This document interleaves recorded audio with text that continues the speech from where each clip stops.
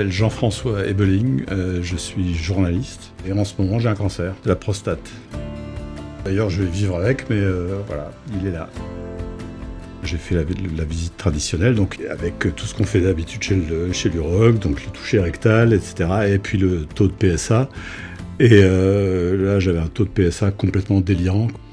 Donc j'ai refait une prise de sang pour exclure que ce soit une erreur de labo.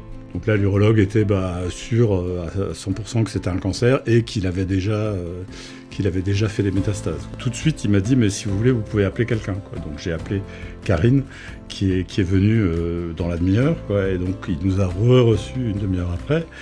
Et la première fois qu'il me l'avait dit, je crois que j'ai pas pensé à grand-chose. La deuxième fois, ce qui m'a vraiment traversé l'esprit, c'est que je voulais pas abandonner Karine et mes enfants. J'ai été très impressionné, je dois dire. On m'appelait, on me disait vous avez rendez-vous là pour faire ça, vous avez rendez-vous là pour faire ça. On se rend compte qu'il y a énormément de gens qui travaillent pour vous.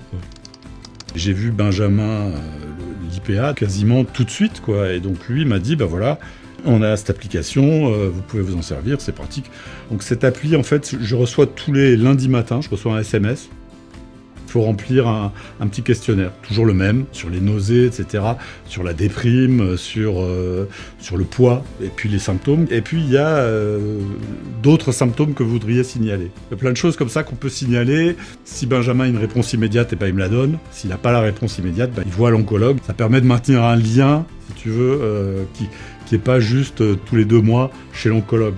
Là, je sais qu'il y a un lien les semaines. En fait, ça évite de se poser la question est-ce que je les appelle, est-ce que je les appelle pas, est-ce que je les embête, est-ce que je les embête pas. Voilà, je fais mon petit point, ça me permet moi aussi de voir à peu près où j'en suis.